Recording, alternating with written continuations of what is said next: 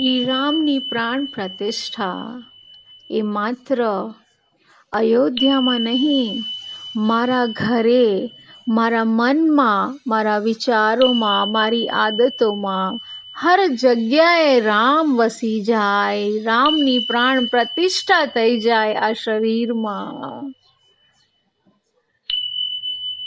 આજે અને અત્યારે રામ અવતરશે મારા ઘરે. જગ્યાએ રહેજો દીકરા, જગ્યાએ રહેજો.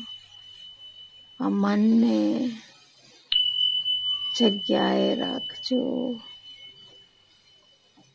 જય શ્રી રામ. જય શ્રી રામ. જય શ્રી રામ.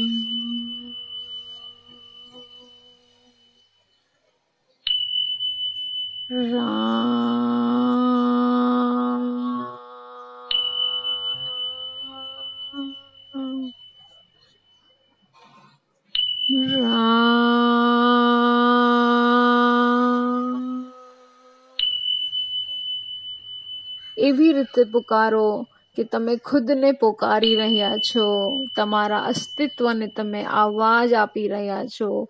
એવી રીતે એ જ ભાવથી બોલો રામ.